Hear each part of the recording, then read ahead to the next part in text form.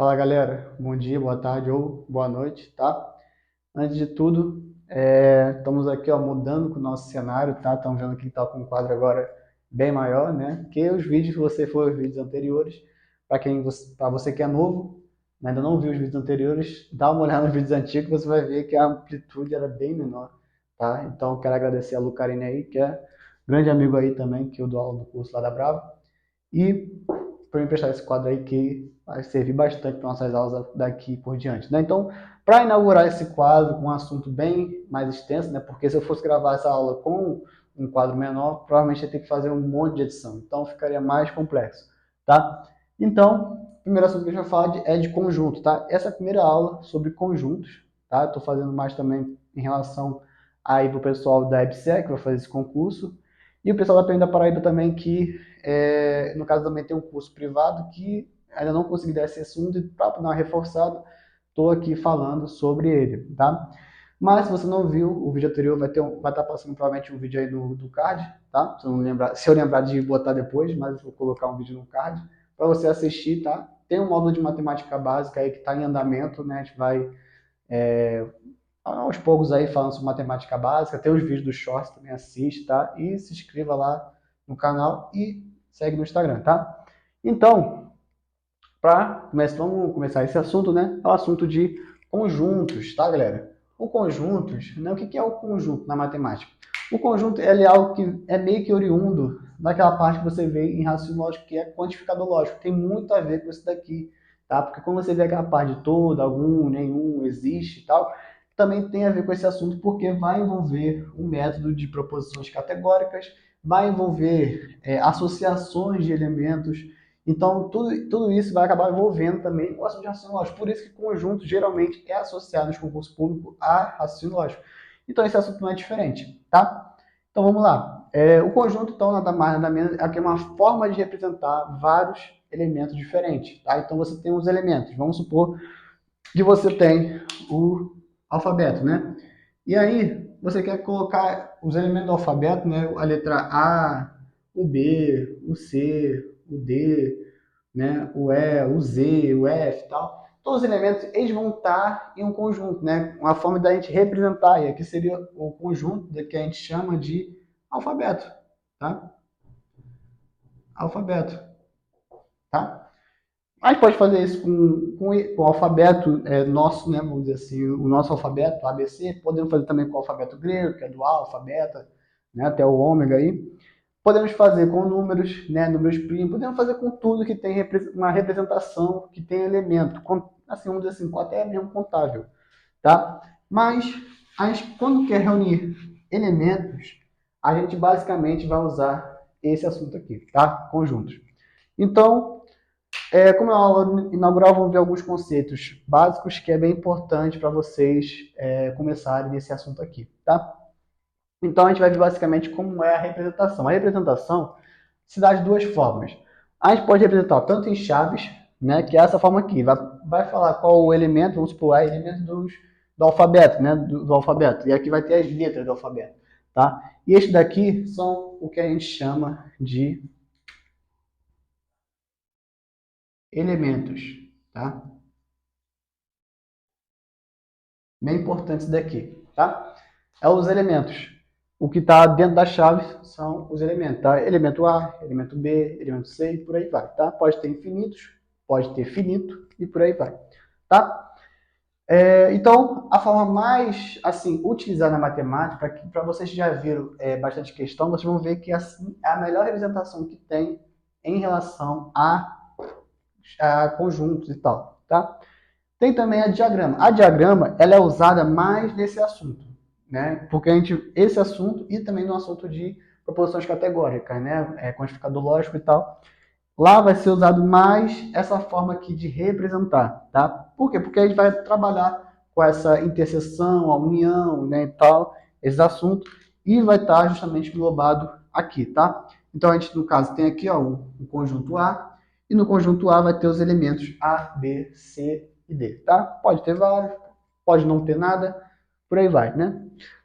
A gente vai falar disso aqui agora. Tipos de conjunto, né? Tem vários tipos de conjunto que existe aí, tá? Temos conjunto unitário, tá? tem um conjunto unitário que basicamente só vai ter um elemento, tá? Um elemento e pronto. Então aqui, por exemplo, eu poderia falar elemento do conjunto, não um conjunto qualquer, então o elemento A só tem um elemento, tá? E aqui também tem, por exemplo, 2, tá? Esse 2 aqui eu coloquei, que era para vocês anotarem aí, um exemplo, se eu fosse falar dos elementos, né, de um conjunto onde tem números primos pares, né?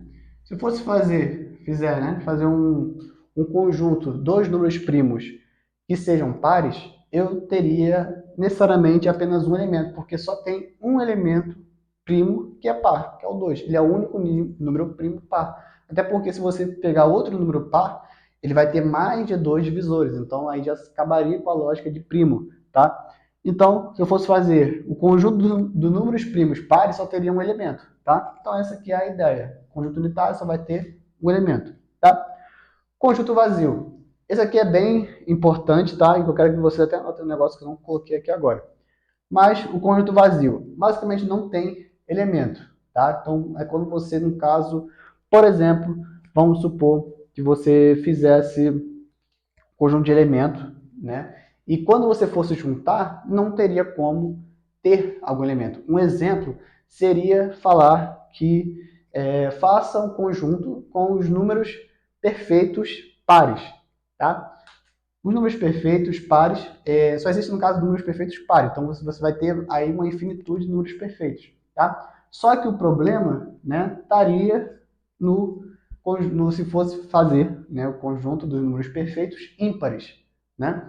Eu não vou explicar isso aqui agora, é mais uma aula de divisão na parte de mínimo múltiplo comum e tal, seja divisor, múltiplo e por aí vai. Mas se a gente fosse fazer, né, os números perfeitos ímpares, a gente veria que não existe, tá? Só para dar uma palhinha, vamos fazer aqui, por exemplo, pegar o número 6, tá? Quais são os divisores do 6?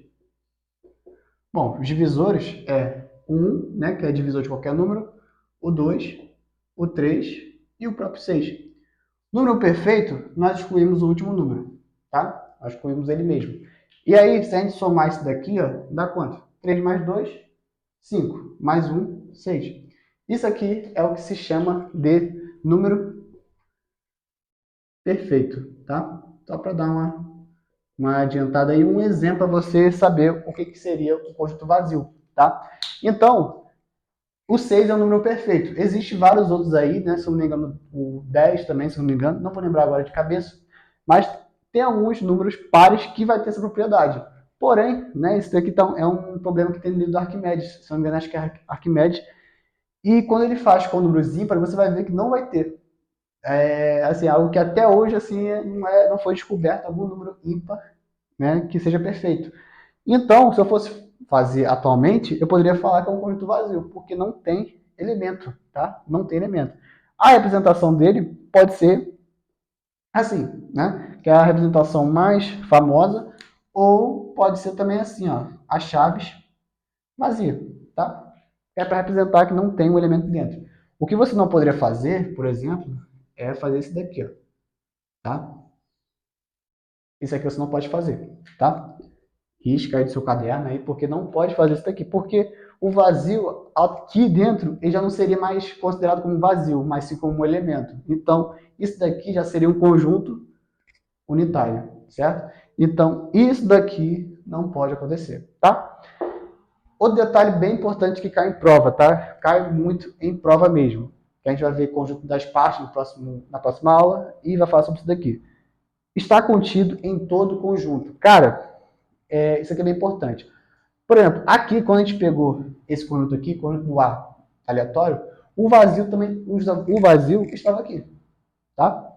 O vazio também está nesse conjunto unitário, está nesse, né? Nesse daqui, nesse. Então, o conjunto, ele em si, sempre vai ter o vazio dentro dele, tá? O vazio está contido em todos os conjuntos, tá? Está contido, pertence também, é um assunto que eu vou falar na próxima aula, tá? Que é um assunto assim que dá um tom na cabeça, o que é estar contido, o que é pertence, né? Então a gente já faz isso na próxima aula, tá? Conjunto universo. O conjunto universo, ele é um conjunto assim mais abrangente, né? Quando a gente quer falar de um conjunto, né, vamos dizer assim, gigante, né, e tal, a gente vai usar essa ideia de conjunto universo, tá? Geralmente, a associação dele vai ser assim, ó. A gente vai ter, vamos supor aqui que a gente vai fazer o conjunto do, sei lá, das vogais, tá? Aí vai ter o A, o E, né? Vou botar o A assim, A, E, I, O e U. E aqui teria o conjunto universo, né? Que a gente chama de U, tá? E aqui seria todo o restante do alfabeto, tá? Porque seria a reunião de todos os conjuntos, tá? Então seria todas aquelas partes das letras, todas as letras aqui dentro, tá? Então o universo representaria isso daqui, e aqui dentro tem o conjunto das vogais, tá?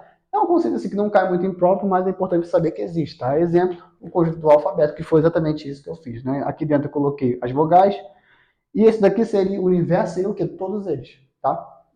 No caso seria como assim, englobar todas as letras, tá?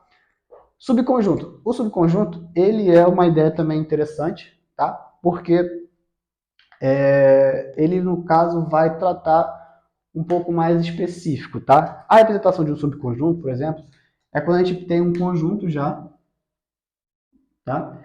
E depois nós temos outro, tá? É como se tivesse um conjunto dentro do outro, é exatamente essa ideia, tá? Então vamos supor aqui, ó, que aqui seria, vamos botar aí um exemplo, né? Vamos botar aqui botar números naturais, tá? Naturais. E aí eu falei, acabei de falar aí os números o quê? Eu até falei, mas eu falei dos números perfeitos, tá? Aqui eu poderia falar que os números perfeitos estão dentro dos números naturais, né? Sim, por quê? Porque no caso, o 6 ele vai estar também dentro do número natural, tá? E aqui fora, quem estaria aqui fora? Exatamente os números que não são perfeitos, porque quem é perfeito está aqui dentro. Os que não são perfeitos estariam aqui, ó, tá? E os números perfeitos estão dentro, sim, dos naturais, tá? Aqui, por exemplo, poderia estar o 2, o 1, né? O zero, né? Que é uma discussão assim, matemática bem importante aí também, se entra ou não nos naturais, tá? Mas essa aqui seria a ideia, né? Como se fosse um conjunto dentro de outro conjunto maior, tá? Essa é justamente essa ideia, tá? Aqui poderia também ser, tá? Um subconjunto, tá? Vai depender muito da representação que a gente for fazer aqui, mas isso aqui também seria um subconjunto, né? Porque as vogais seriam um conjunto, vamos dizer assim, dentro do alfabeto mais especificamente, porque é o A, E, I, O, U, tá? Outro negócio também que vocês podem falar, só para a gente terminar essa representação aqui que eu não coloquei, que são os conjunto, que a gente só tem mais dois aqui, tá? O conjunto finito, certo? O finito e os conjuntos infinito, tá? Os conjuntos finito e o infinito. Bom, isso aqui não, a gente nem precisa, né? Precisar decorar em si, mas o finito é quando tem um fim, né? Então eu poderia falar, por exemplo, as letras do alfabeto, né? As vogais. As vogais não é um conjunto finito? Sim, porque só tem do A até o U, né? Então ela tem um fim. Agora, por exemplo, quando eu falar conjunto infinito, são aqueles que não têm um fim, tá? Exemplo, os números naturais, né? Os números naturais em si, assim, ele começa a partir do zero ali, só que ele vai até o mais infinito, né? Então, todos os números positivos aí, até o mais infinito aí, não vai ter em si um fim, tá? Então, seria essa ideia de conjunto infinito, tá? Então, basicamente isso daí, tá? Uma aula bem inaugural desse assunto, que é um assunto tem bastante detalhes aí também, tá? Mas eu acho tudo bem tranquilo e bem inicial na matemática e muito legalzinho, porque a gente vai tratar disso daqui quase na matemática toda, tá? Então, resumindo, é isso, tá? A gente viu hoje a representação, não esqueça, pode ser feita chaves ou diagrama, né? Círculo e tal. Quais são os tipos de conjunto que nós temos? O unitário, que só tem um elemento. O vazio é quando não tem elemento, tá? Aí você tem que lembrar essas ideias aqui, tá? Que não tem elemento. Pode ser representado assim ou assim. Assim não pode, tá? e está em todos os conjuntos, tá? O vazio está contido em todos os conjuntos. O conjunto universo, que é a reunião de todos os conjuntos, né, de todos os elementos, por aí vai. E o subconjunto é aquela ideia de que tem um conjunto dentro de outro, tá? Exemplo, as vogais. As vogais estão dentro do conjunto de quem? Do alfabeto, tá? O conjunto finito, que é aquele que a gente tem um fim, e o infinito é aquele que a gente não tem um fim, tá? Próxima aula a gente vai falar daquela ideia da ideia de contido, né? Pertence, contém, tá? E fico com essa aula de hoje, tá? Uma aula inaugural aí.